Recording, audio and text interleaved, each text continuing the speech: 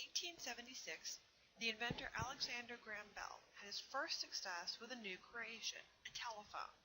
According to his lab notes, Bell spoke through the instrument to his assistant, Thomas Watson, saying simply, "Mr. Watson, come here, I want to see you." Doesn't sound like a big deal to us, but it was a big deal then, because they were not in the same room, and they were able to communicate through walls and across space. That post-Civil War world marked just this kind of sea change in American life, in work, in politics, in family, in culture. Something as simple as the telephone that is so commonplace now, so commonplace we carry it in our back pockets, was an example, an indicator of just how much this world was changing and how quickly. And we talked a lot about the idea of frontiers in the American West. But there's another post-war frontier that is about the changing nature of American work. Questions about skill, compensation, fairness, technology, and all these changing ideas about work reflect even bigger changes in the American economy and American society. And we're going to talk about two major parts of the American economy in this lecture.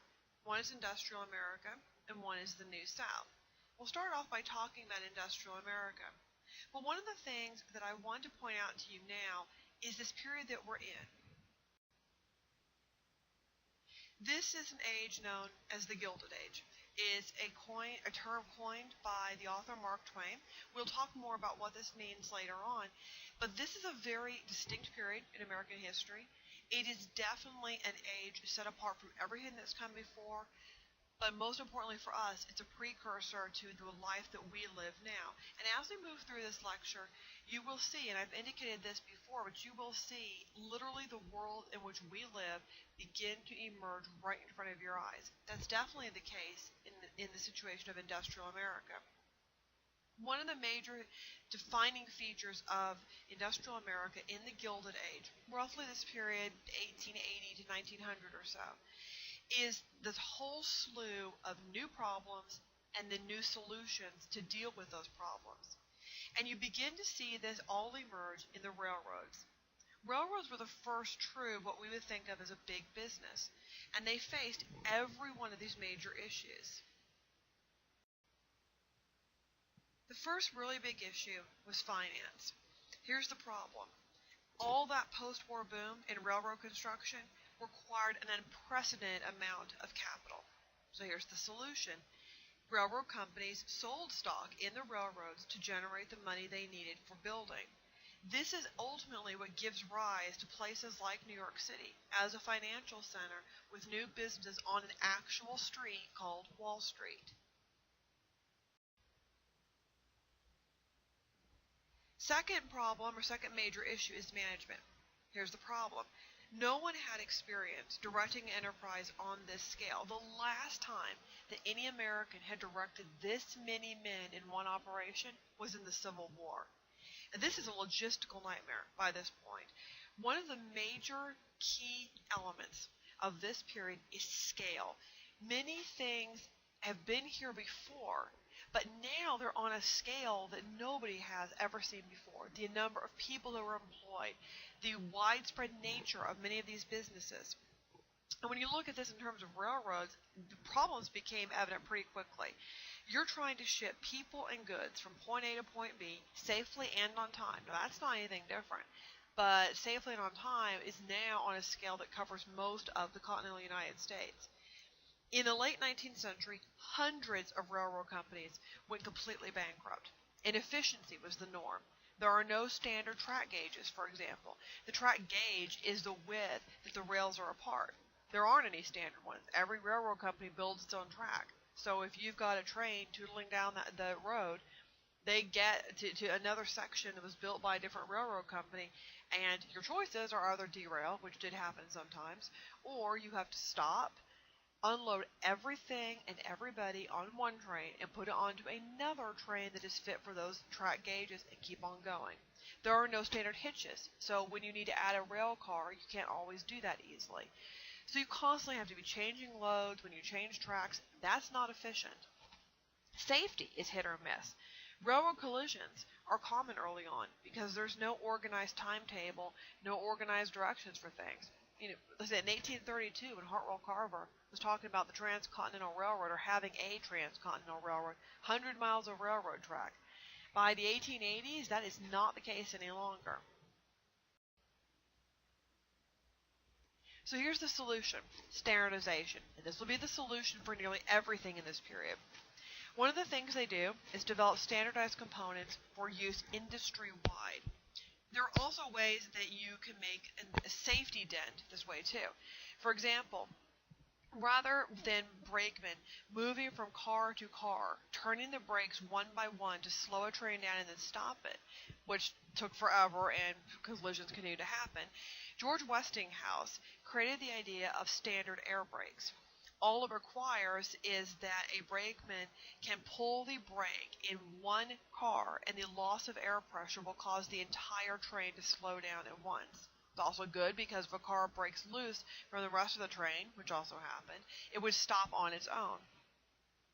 There was another innovation in terms of standardization, and that was time zones. And they established these to meet the demands of the railroads. In the 1880s, there are more than 75 different time zones in the United States, one for every railroad company. That's way too many, because even if you did have a timetable, it would be an absolute mess trying to get from somewhere in, say, New York to somewhere out in California. So they'd establish a worldwide conference to create fewer standard time zones. So efficiency and safety do increase, but it also alters our perception of time. In an age when people had lived by seasons and by years, we come to live by minutes and days, and this is when this begins. There's a second solution, and that's specialization. By this point, because railroads are on such a very large scale, it was hard to identify who did what, when, and where. Workers and managers now then were each given and trained for a particular job. This is important in the immediate term because you see the dawning now of specialized degrees, things like MBAs, and you see the development of very complex bureaucracies that look much more like our world than the world 10 years before this one. In the long run, here's the impact of that: the foundation of modern American business and labor, and the foundation for the professionalization of labor, including degrees to prove your professional status. Remember when we were talking about Reconstruction and that Northern philanthropists had established all-black universities like Fisk and Howard, in part to train professional teachers and ministers. This is all part of that same movement.